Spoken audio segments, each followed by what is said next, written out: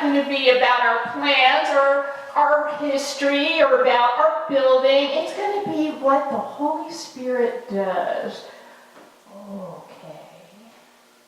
You see, once you say that, you just handed over your church and your ministry to the greatest wild card, the Holy Spirit. And the Holy Spirit takes hold of you in your life. The Holy Spirit takes hold of the church.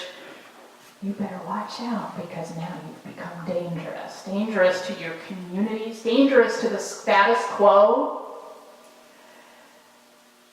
dangerous to evil, dangerous to death. Now you are a force to be reckoned with. And that's what Jesus tells us as his disciples. You just can't imagine the power you hold in our hand. He says a faith the size of a mustard seed, just a tiny little mustard seed, can move a whole mountain.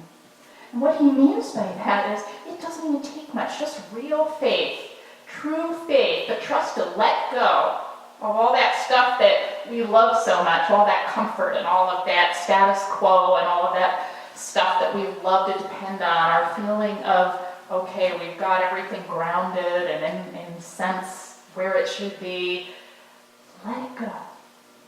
Just let it all go and say, Jesus, we will follow you wherever you want to take us.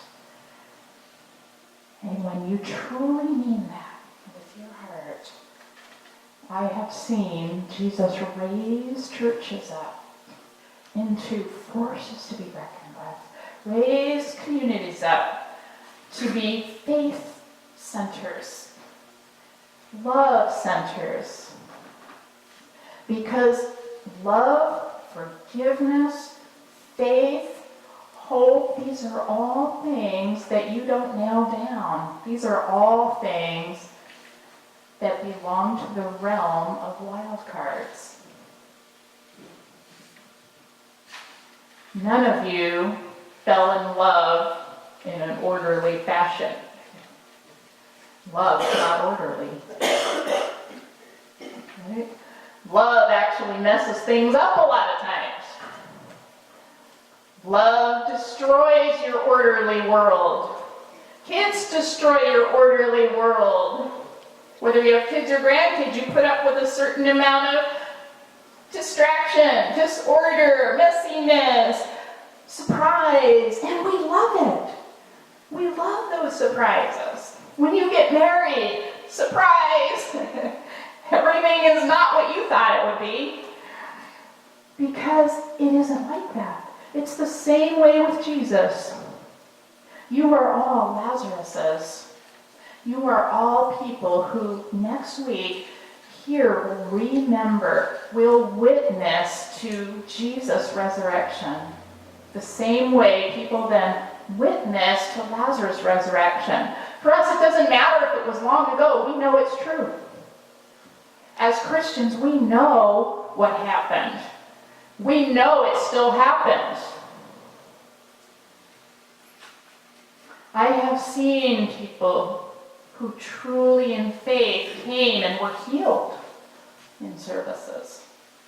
I've seen people whose lives were turned upside down and backwards and completely changed when they really set aside of those, all of the stuff that was in their way, all of that stuff that kept them to let go and let God really in there.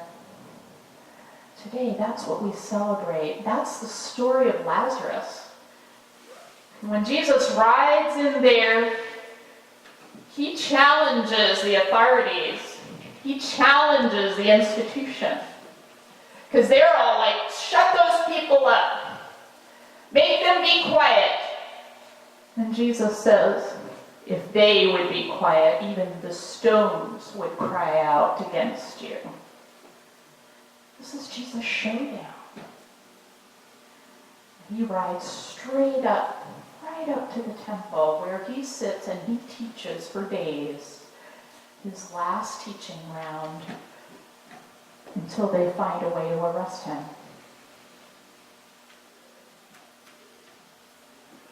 He was a daring guy.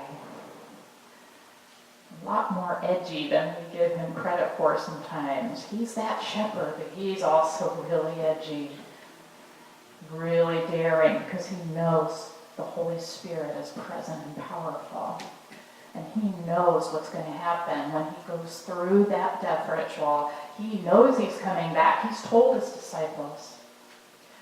So I challenge you this week in Holy Week, I challenge you when you come back next week on Easter and after that and every day after that in this church, be dangerous. Because Jesus is dangerous. Your faith is dangerous. Forgiveness and love are dangerous to the powers that be. And when you become truly dangerous, your lives in this church will change.